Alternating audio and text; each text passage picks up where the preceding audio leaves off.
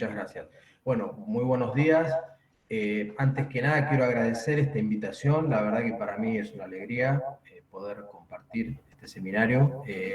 A veces se me complica un poco por toda la programación con las clases y eso, pero bueno, voy a tratar de asistir lo más posible. Así que, bueno, que me hayan dado la oportunidad de presentar.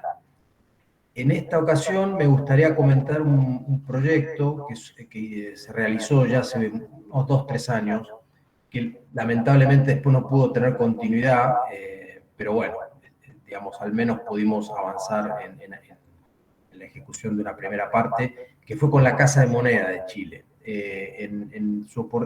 Hace un tiempo, esta Casa de Moneda, que bueno, se encarga de fabricar, por supuesto, las monedas, también los billetes, no solo de Chile y a veces, sino también de otros países. La verdad que ese mundo de la acuñación de monedas es una industria muy particular.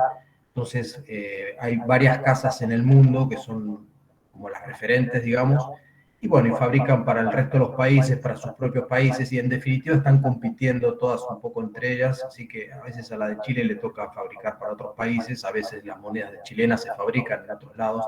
O sea, los bancos centrales en ese sentido son bastante liberales, digamos, y no necesariamente le dan los trabajos a las propias casas de moneda. O sea que en realidad es una industria que está en constante, digamos, innovación también, un poco como para sobrevivir, ¿no? Así que bueno, este fue un proyecto que hicimos con ellos, y bueno, también está, digamos, fue parcialmente financiado por Corfo, que es una entidad que funcionaría un poco como la agencia en Argentina, digamos. Es una entidad que depende del Ministerio en este caso es de Economía, pero que impulsa la innovación, el emprendimiento, la conexión universidad-empresa, etc. Entonces, en realidad, cuando, bueno, esta gente de la Casa de Monedas se acercó a nosotros, básicamente lo que nos propusieron era que, bueno, ellos en su producción notaban bueno, había lugar como para algunas mejoras. Por ejemplo, los cunios, que son los punzones en definitiva, que son los que imprimen la figura en las monedas, ellos notaban que había cierto desgaste, que era irregular, un desgaste bastante notorio, entonces veían que ahí, tal vez entendiendo un poco cómo funcionaba el proceso, eventualmente se podían hacer modificaciones. Entonces, nuestra propuesta fue en el sentido de, bueno, tratar de ponerle un poco más de ingeniería, más de simulación, modelamiento, como para ver si podemos entender un poco más el proceso. Y por supuesto, una vez entendiendo el proceso, que esa es la etapa que les digo que tal vez después, lamentablemente, no pudimos continuar, claro, tratar de implementar algunas mejoras, pero lo básico es al menos entender qué es lo que está sucediendo, ¿sí? En realidad, bueno, los proyectos con este tipo de instituciones son complejos porque, bueno, la Casa de Moneda también, la gerencia, como un poco todas las casas de moneda, son cargos un poco políticos, entonces, bueno, cambian las administraciones y también cambian un poco las decisiones, ¿no? Entonces, más que nada fue por eso. Bueno, entonces, básicamente lo que nosotros le propusimos en este contexto de este proyecto fue, bueno, primero entender un poco el problema. Nosotros, si bien en el grupo había bastante experiencia en lo que es procesos de conformado, si se quiere, de los más clásicos, o sea, embutición de chapas, embutido profundo, trefilado, algo de extrusión también. Eh, digamos, no teníamos una experiencia muy particular en cuanto a lo que es el proceso de vacunación. Entendemos que también es un proceso de conformado, pero bueno, tiene sus propias características que no son tan compartidas con los otros procesos que les mencioné. Entonces, bueno, primero entender un poco ese problema y luego tratar de implementar un modelo computacional que nos ayudara a entender toda la física que estaba sucediendo en el proceso propio de acuñamiento. Entonces, bueno, eso también vimos que hubo varios desafíos que tuvimos que enfrentar en la confección de ese modelo y bueno, es más o menos lo que les quiero presentar hoy. Bueno, y luego algunos resultados que obtuvimos a partir de estos modelos. Entonces, bueno, primero una contextualización, digamos. Entonces, bueno, primero la idea era identificar las principales características del proceso, cuáles son los componentes fundamentales de este proceso que podríamos decir de estampado, digamos, la funcionalidad y la funcionalidad de cada uno de estos componentes, ¿sí? Entonces, los componentes básicos del proceso de acuñación son, en principio hay dos cuños que forman el anverso y reverso de la moneda, cada uno grabados, aunque si bien se le ha incorporado tecnología últimamente a todo a la manufactura de estos cuños, todavía sigue siendo un proceso bien artesanal. O sea, las casas de monedas tienen, digamos, una oficina como de artistas, digamos, que son los que realmente dibujan, son como escultores, entre comillas, y son los que dibujan estas figuras, digamos, ¿sí? Y lo hacen a veces con herramientas un poco más tradicionales y a veces, por ejemplo, ya más incorporando tecnología láser y cosas así, pero en general es todavía bastante artesanal, ¿sí? Entonces, muchas veces los diseños que se hacen, digamos, sí, se ven bonitos desde el punto de vista estético, digamos, pero claro, desde el punto de vista de ingeniería pueden presentar, por ejemplo, ciertos ángulos vivos o cosas así que después, claro, eso generan concentración de tensiones que a su vez, bueno, deterioran la vida útil de los cuños, por ejemplo, o hacen más difícil la confección propia de la moneda con la precisión geométrica que se requiere.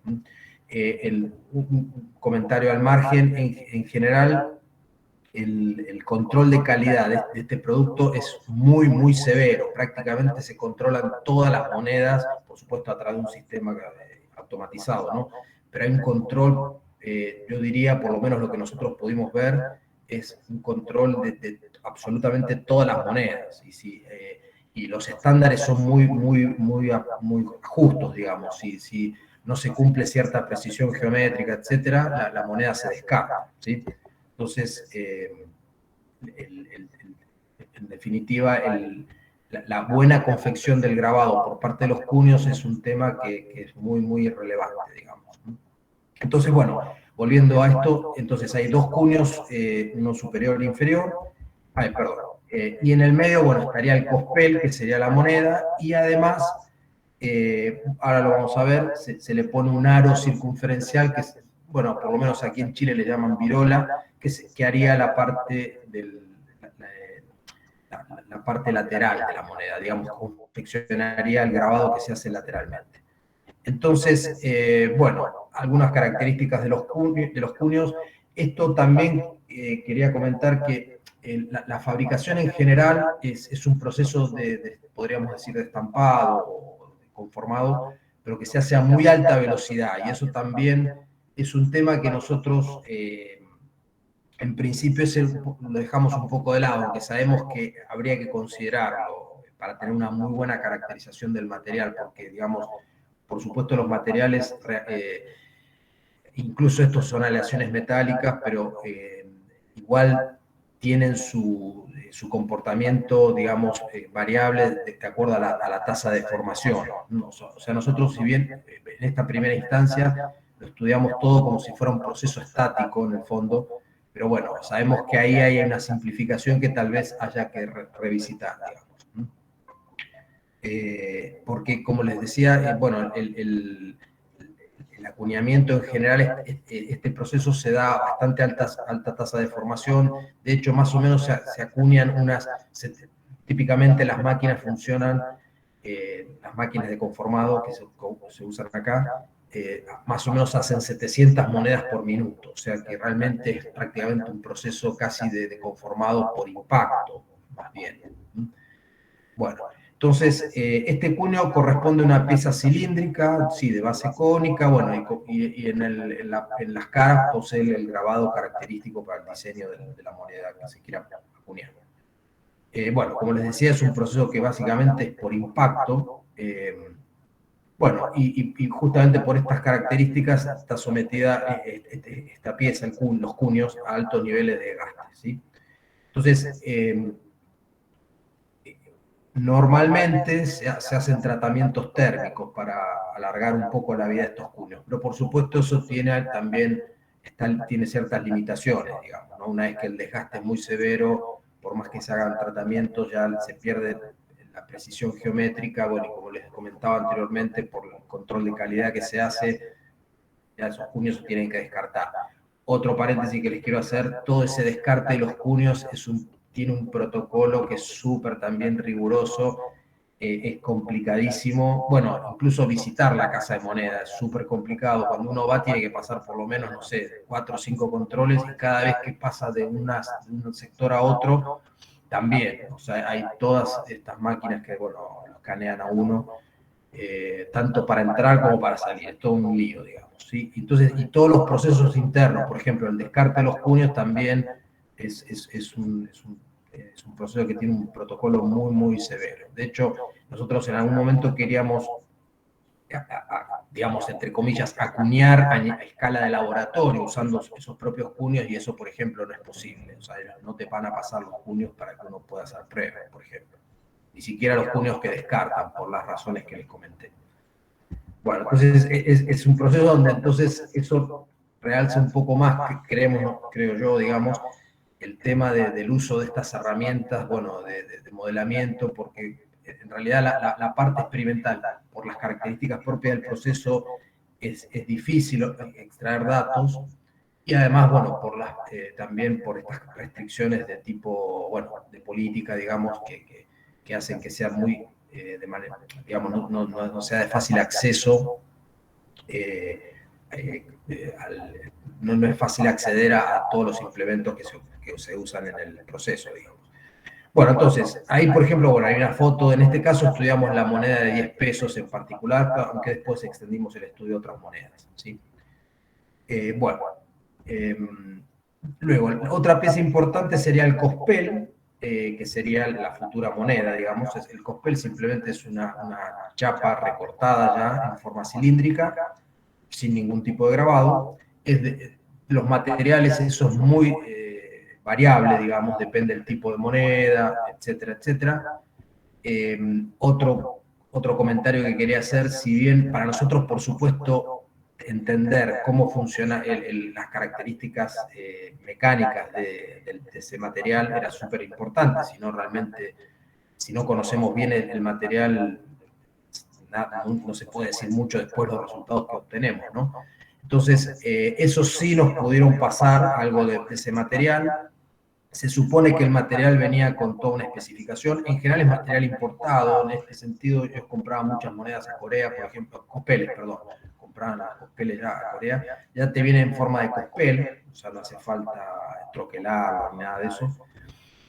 Y bueno, y nosotros se hicieron ensayos sobre ese material y por supuesto no coinciden exactamente las características, los resultados que nosotros obtuvimos con la especificación del material, ¿no? Entonces, eso también es algo que pasa muy habitualmente, es decir, si bien uno compra un material, un acero, una aleación de aluminio, etcétera, con su denominación, con sus especificaciones, no siempre, dependiendo del fabricante, esas especificaciones están en los rangos admitidos, ¿no? Si bien las siderúrgicas han tratado de ir incorporando todo eso de hacer un control mucho más estricto en cuanto a las medidas o a los valores, estos que les comentaba, por ejemplo, de resistencia mecánica, etcétera, que tienen que tener el material que fabrican, bueno, eso no siempre es así. Entonces, es bien importante uno hacer una caracterización propia a nivel de laboratorio como para entender bien cómo funciona ese material, ¿no? Más allá de las especificaciones que da el fabricante. Bueno, el cospel, como les decía, es un disco metálico para la formación de la moneda, es mediante la fuerza de impacto generada por los cuños, bueno, digamos, sufre una deformación plástica ese material y ahí, digamos, eso genera a su vez el grabado final. Bueno, y finalmente adquiere los diseños deseados en las dos superficies.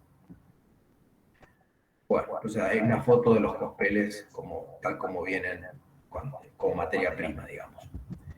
Bueno, y por último está este elemento que se llama la virola, que sería, es un dispositivo en definitiva que hace como desunchamiento, o sea, contiene, o sea, la moneda está básicamente comprimida por los dos cuños, y la virola lo que hace es evitar digamos, restringir un poco el desplazamiento radial que sufre la virola producto del impacto, ¿sí? Y a su vez genera un grabado, típicamente es como sí, como un rayado, digamos, que se hace en la moneda, pero por supuesto, dependiendo de la moneda, hay otros tipos de grabados, ¿sí?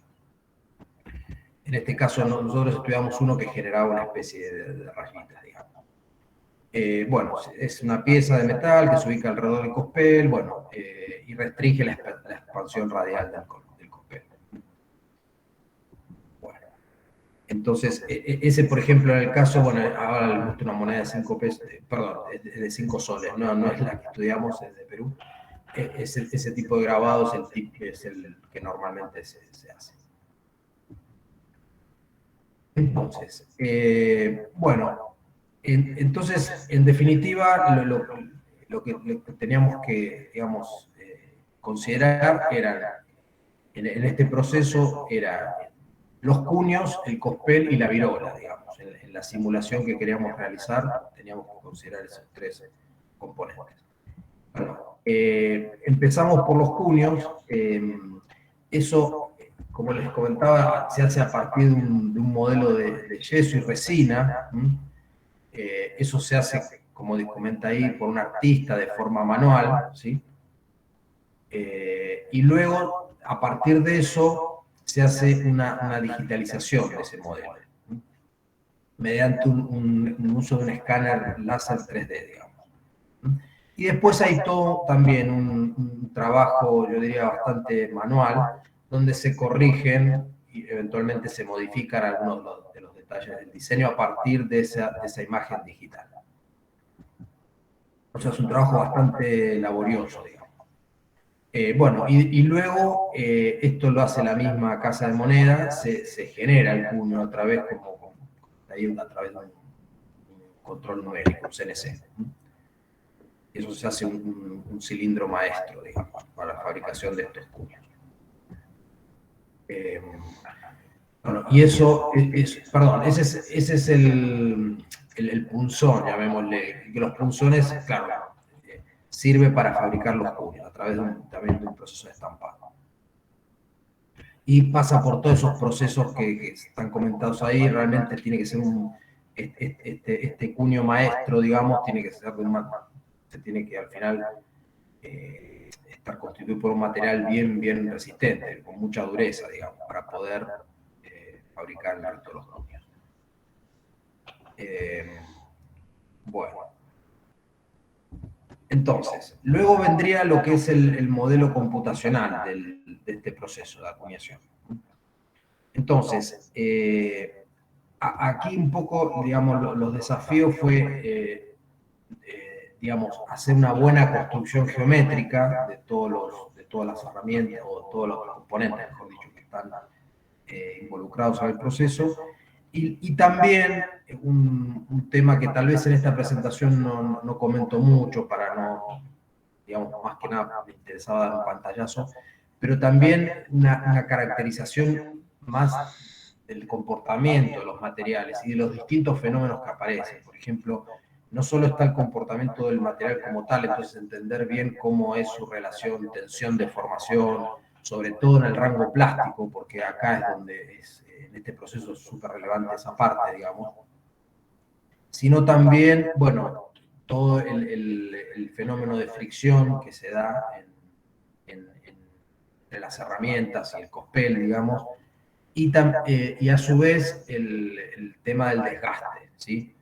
Que eso es bastante complejo de evaluar porque, bueno, el desgaste, por supuesto, involucra ciclos de trabajo y eso, bueno, en general no es sencillo hacerlo a través de ensayos de laboratorio, por ejemplo, pero algo hemos intentado hacer con eso, al menos caracterizar un poco el desgaste y relacionarlo sobre todo con las curvaturas de los grabados, ¿sí? O sea que intuitivamente un poco la hipótesis era, bueno, grabados con curvaturas más pequeñas, radio de curvaturas más pequeños, bueno, generaban un mayor desgaste. Eso después tratamos de, digamos, cuantificarlo y verificarlo a través de ensayos de laboratorio, haciendo ensayos de pin on disk, etcétera, digamos. O sea que en realidad el modelo no es solo la parte computacional, digamos, o la simulación del proceso, no es solo armar, tener una buena reconstrucción geométrica de todas las piezas del problema, sino incorporar modelos realistas y más o menos robustos de todo el comportamiento de la física que hay involucrada, ¿no? O sea, el comportamiento del material, como decía, la respuesta entre interfaces, o sea, todo el tema de fricción, de contacto, fricción. Y también en estos casos, por ejemplo, el considerar la elasticidad o la deformabilidad de los cuños. Por supuesto, en una primera simulación y supusimos que los cuños y todas las herramientas eran rígidas, y bueno, y después eso en un segundo enfoque también se consideró que es más realista, digamos, que bueno, esas herramientas también son proclives a deformar el proceso. Probablemente en el rango elástico, pero igual se deforman y eso genera un poco, cambia los patrones de tensiones y deformaciones globales de la, de la pieza en este caso. Entonces, bueno, un poco los desafíos aquí, más o menos resumen. Bueno, entonces, primero, caracterización de la geometría, entonces, y después algunos levantamientos de datos en la línea de producción, caracterización del material laboratorio y característica del modelo empleado. En general, lamentablemente no hay muchos datos en la línea de producción, o sea, todas estas fallas que ellos reportan en general se hace así de manera no muy metodológica. Entonces, si bien, bueno, ellos dicen, mira, normalmente esta moneda presenta problemas en esta parte, bueno, pero no hay una documentación más rigurosa de todo eso. Entonces, esa parte es bien compleja, digamos. Pero sí, pareciera que hay tendencias donde, bueno, ciertas monedas fallan en general en lugares más o menos específicos, ¿sí? Entonces, un poco el desafío era ver si la simulación podía, digamos, eh, ratificar ese tipo de comportamiento.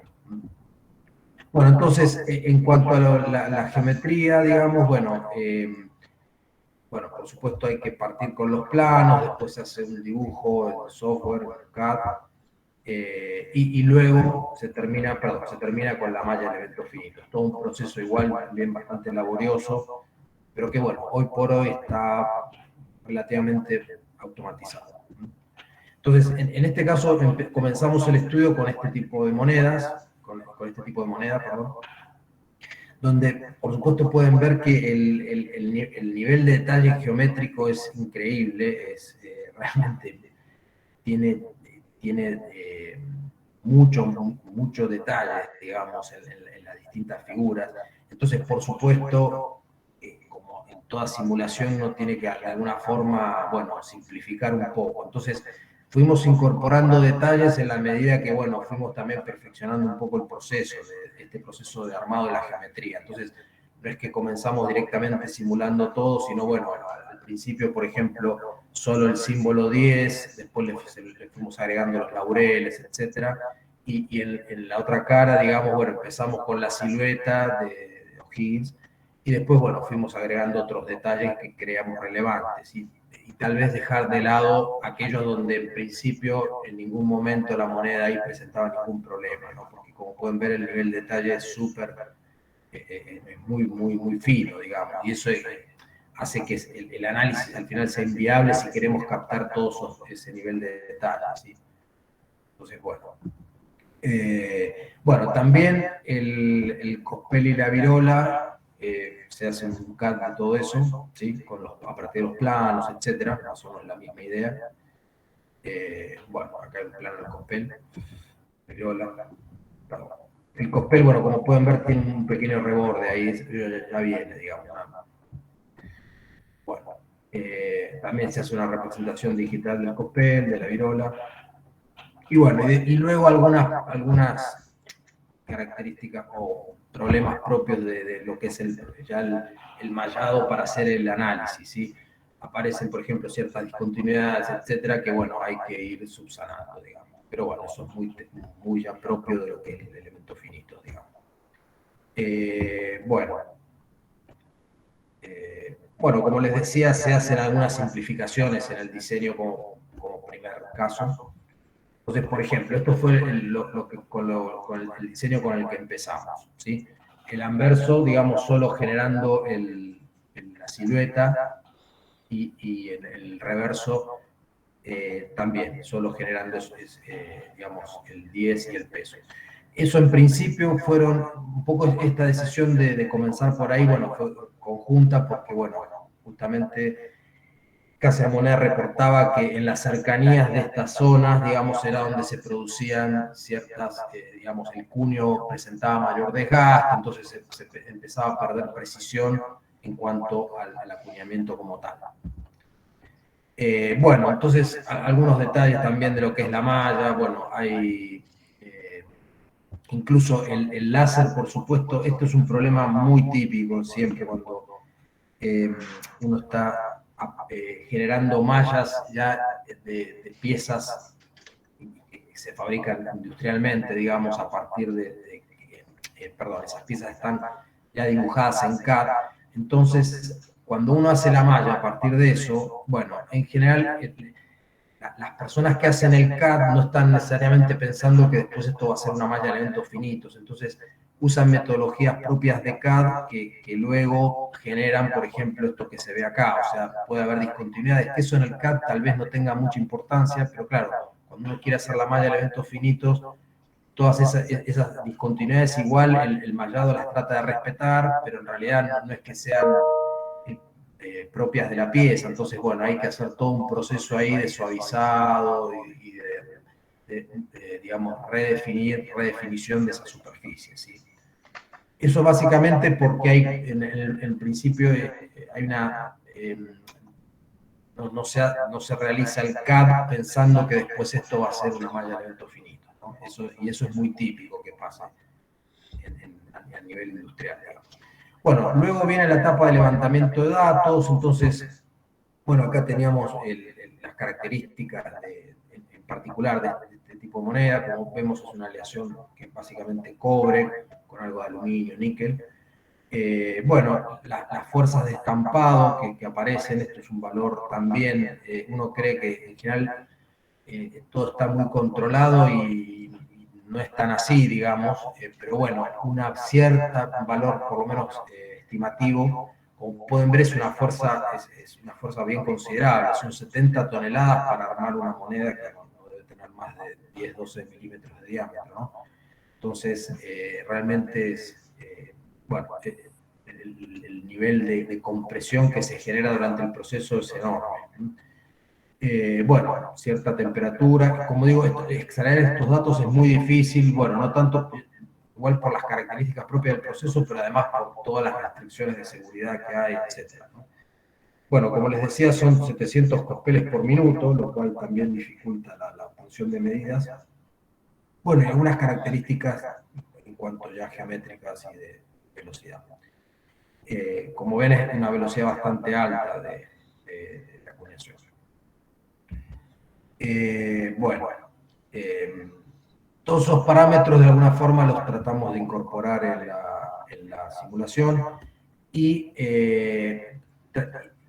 un poco, por lo menos una primera validación, lo que tratamos de hacer fue ver si nuestra fuerza el resultado que nos proveía la simulación en cuanto a la fuerza de estampado, más o menos estaba en el orden de lo que reportaba Casa de Moneda como fuerza de estampado, digamos, como para empezar a decir que, bueno, los resultados de la simulación tendrían algún sentido, ¿no? Bueno, entonces luego vendría la etapa esta de caracterización del material en laboratorio. Bueno, entonces se hicieron distintos ensayos de este material, más o menos ocupando técnicas estándar, digamos. Como les comentaba, esto, digamos, quiero enfatizarlo porque realmente esta parte es bien laboriosa en general uno dice, bueno, el material sí viene del fabricante, está todo muy especificado, no es tan así, digamos, el fabricante te da muy pocos datos y en general esos datos tampoco son exactamente los que después cuando uno ensaya el material se corresponde con esos datos. Entonces, bueno, acá hicimos los ensayos tradicionales, por ejemplo, vimos que, por ejemplo, la tensión de fluencia es muy, muy alta, entonces eso nos generó ya una complicación, porque en principio el fabricante te declara que no, tiene una tensión de fluencia baja, justamente para facilitar el proceso de estampado. Bueno, pero sin embargo lo que hemos medido fue otro valor, ¿no?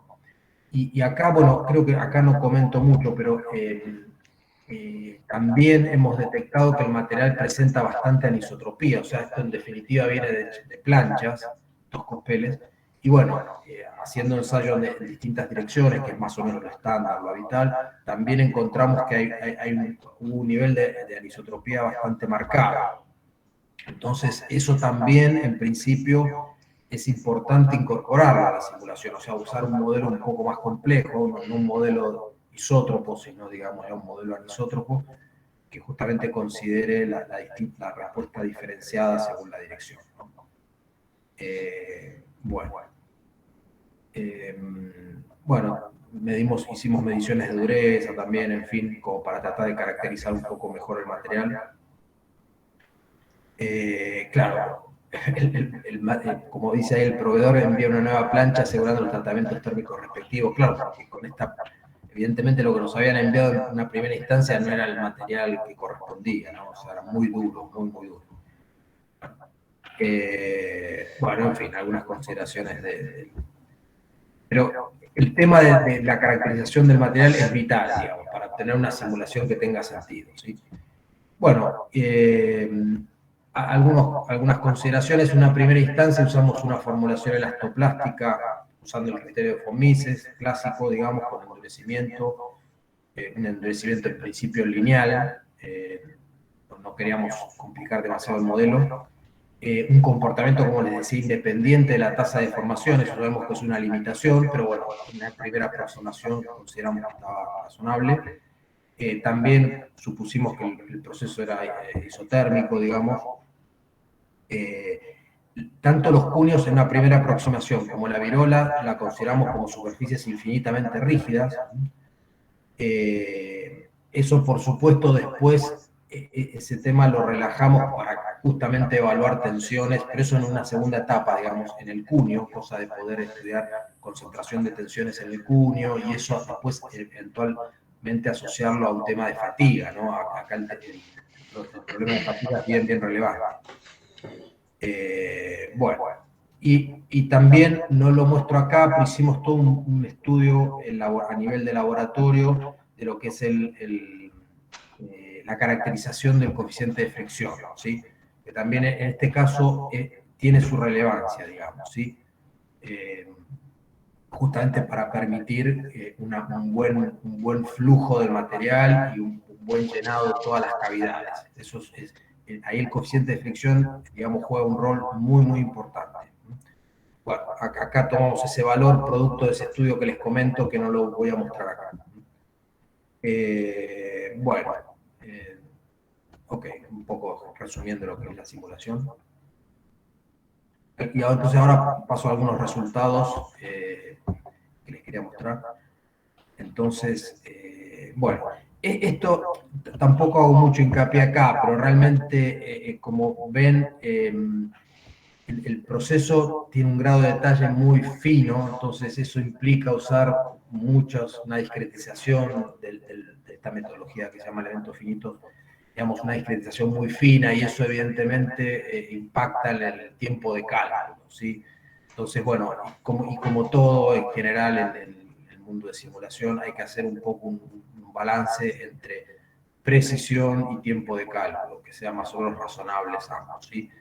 Entonces, eso en general no impone bastantes limitaciones. Entonces, por eso uno tiene que hacer, cuando hace suposiciones en cuanto a tipo de geometría, etcétera, también tiene que ver un poco eso, o sea, que digamos, la simulación tenga un nivel de precisión aceptable, pero que tampoco los tiempos de cálculo se disparen demasiado, porque si no tendría mucho sentido, ¿no? Bueno, entonces, bueno, eso, un poco esto es lo que les comento, o sea, capturar las características propias del proceso, pero en un tiempo de cómputo razonable, ¿sí? Entonces, bueno, acá hicimos algunas, digamos, algunas pruebas preliminares. Por ejemplo, usamos un método implícito como primera aproximación. Bueno, nos dimos cuenta que, claro, el tiempo de cálculo, la memoria era un poco bastante, digamos, bastante grande, entonces, bueno, eso nos complicó. Entonces, al final optamos, en este caso particular, por un método explícito, ¿sí? Un programa que usa, digamos, esta tecnología de método explícito, entonces permite avanzar en el proceso un poco más rápido, digamos. Bueno, entonces esto es muy propio de la parte numérica, tampoco quería meterme mucho en eso, sí. Entonces, bueno, un poco las características, un proceso de alta velocidad, conformado, son muchos detalles geométricos y bueno, en general se requiere un número grande de elementos para poder representarlo bien. Entonces, bueno, lo que les comentaba anteriormente, hicieron los planos, se obtiene la malla de elementos finitos, entonces el cospel es relativamente sencillo de hacer un mallado, ¿sí? En general se usan elementos de tipo sólido, de tipo paralelepípedo. O sea, en el caso del mallado del cospel es relativamente sencillo. La virola, más o menos también. Esto, como les decía en una primera instancia, se supone que es bastante rígida, entonces digamos, se lo puede mallar con una superficie, no es necesario mallar el volumen en este caso. Y los cuños también, en una primera aproximación se lo supone rígido, por lo tanto se puede hacer un mallado de superficie. Y acá pueden ver que se hace un mallado más o menos inteligente, digamos, en el sentido, se usan elementos grandes, entre comillas, en las zonas más bien planas. En nuestro diseño, donde hay elementos grandes, digamos, se supone que esa región es más o menos plana, entonces en principio no es necesario buscar elementos más chicos, pero donde hay cambios de geometría, hay curvaturas, etcétera, ahí sí hay que ponerle más detalle justamente para captar bien los fenómenos y que ahí de hecho en todas esas zonas de ahí donde hay cambio de geometría es donde, digamos, como era de esperar, ahí se produce el mayor tipo de falla en las monedas y sobre todo en los cubos. ¿Sí?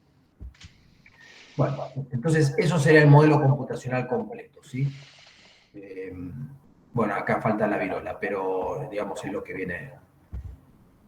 Bueno, entonces, bueno, algunas características propias del proceso, como ven, empezamos haciendo algunos cálculos preliminares con menos elementos y después, bueno, fuimos aumentando a la medida que fuimos perfeccionando también todo lo que es el proceso de mallado, etc. Bueno, y algunos resultados, por ejemplo, acá comento, en la simulación inicial teníamos esa no muy buena definición de la geometría, bueno, a través de cierto, como siempre en ingeniería hay que iterar, digamos, usamos una simulación mejor para justamente capturar, o sea,